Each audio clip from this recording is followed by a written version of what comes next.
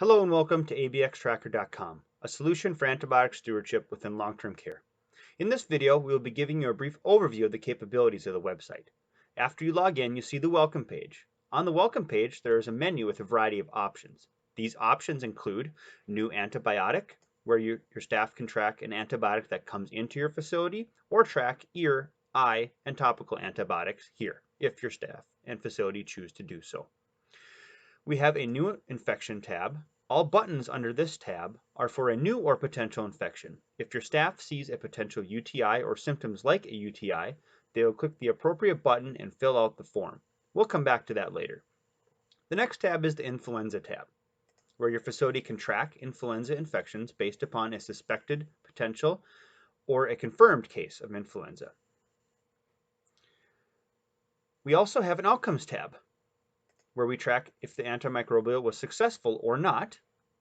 In addition to this, the system has the capabilities to enter an antibiotic sensitivity report, which allows your facility to create their own antibiogram over time, as well as the 72-hour report, which is basically an antibiotic timeout report. We'll come back to that in a later video.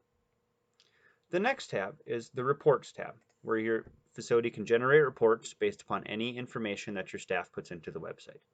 The system has the capabilities to track staff illnesses as well. We have a View All SBARs tab and button here, as well as a Welcome tab and button. That'll bring you back to the welcome screen. Now, let's take you from start to finish for a potential UTI infection. Let's say one of your staff members notices a resident with signs and symptoms of a UTI. They would hop on the website and log in. Once logged in, they'd click on the New Infection tab here. They'd locate the UTI buttons and click the appropriate one based upon if the resident had an indwelling catheter or not. For our purposes, let's pick indwelling catheter. Next, it brings up a form that your staff fills out. Let's go through this quickly. It includes name,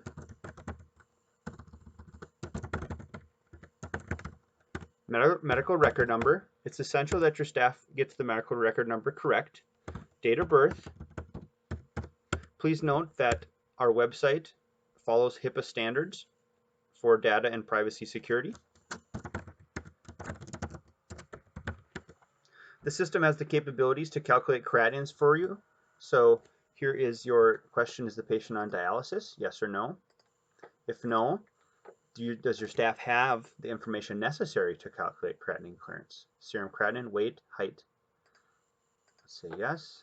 Patient male or female. Put the weight in pounds, height in inches, and the most recent serum creatinine value that you have. We have room number here. The system is going to have the capabilities to map out your facility infections on a facility map. Some vital information, vitals.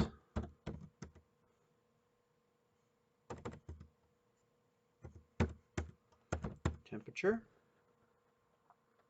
As well as some pertinent questions that should be taken into consideration if ordering an antibiotic. Any allergies can be typed here. Is the resident on warfarin? And any antibiotic use in the last 14 days. This can alert the provider of a potential recurrent infection. The next step is to indicate which signs and symptoms your patient is displaying. Your staff simply checks off on the appropriate signs and symptoms here. Other information can be typed here. Then let's hit track and create SBAR form. Once you do this, two things happen. A window pops up which contains basic information that you just entered into the form. It contains a unique patient identifier, which I'll highlight here, as well as the signs and symptoms that the patient displayed, that your staff clicked off on, and any other information that your staff typed. Now this note is our EHR documentation note, which can simply be copied and pasted into your facility EHR, preventing the need for your staff to document twice. Once you're done with this and have copy and pasted into your EHR, simply click the close out of the window. The second document is an SBAR form, which contains all the information that your staff typed into the website. In addition to that, we review the patient's signs and symptoms and determine if a criteria was met for an antibiotic based upon the Loeb's criteria. Let's go through the first page. It consists of his vital signs that we typed in, the background information to the questions that your staff answered, the patient signs and symptoms are here, and if the criteria was met for an antibiotic. It gives your physician examples of things to do other than order an antibiotic here, in addition to calculating the creatinine clearance, so the appropriate renal dosing of the medication can happen at the time of prescribing. Once your staff has printed by using the print button, or you can save it as a PDF and electronically securely email it, you hit the close button.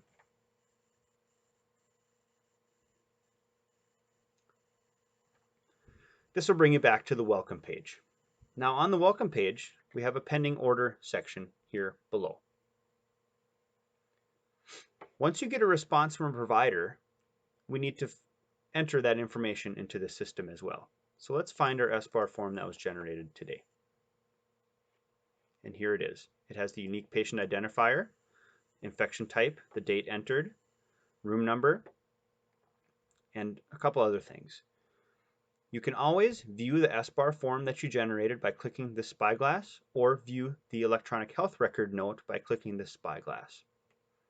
So once you get a response from a provider, we need to finish that and enter that information into the system. So let's click Finish SBAR. This will bring you to the results page of the SBAR. Click off on the appropriate responses that the provider ordered. Excuse me.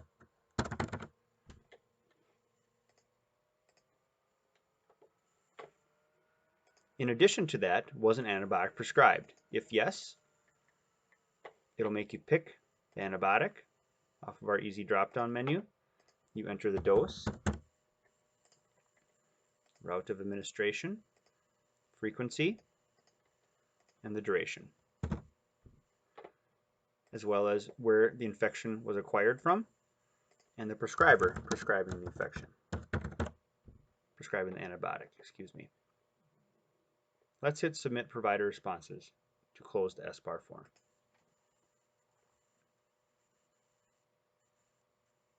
This will bring you back to the welcome page. Now the SBAR is closed, but it's important to track if the antibiotic worked or not. To accomplish this, you go to the Outcomes tab. Click on Enter Patient Outcomes. You'll see that we can find our SBAR form that we just entered a result for. Simply go to the outcome hyperlink and click.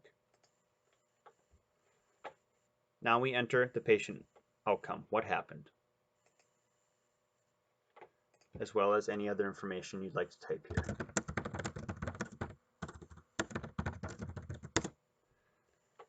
Once that's completed, you hit Submit Treatment Outcome for tracking. Now, the SBAR is fully closed, and your data can be retrieved via the Reports tab.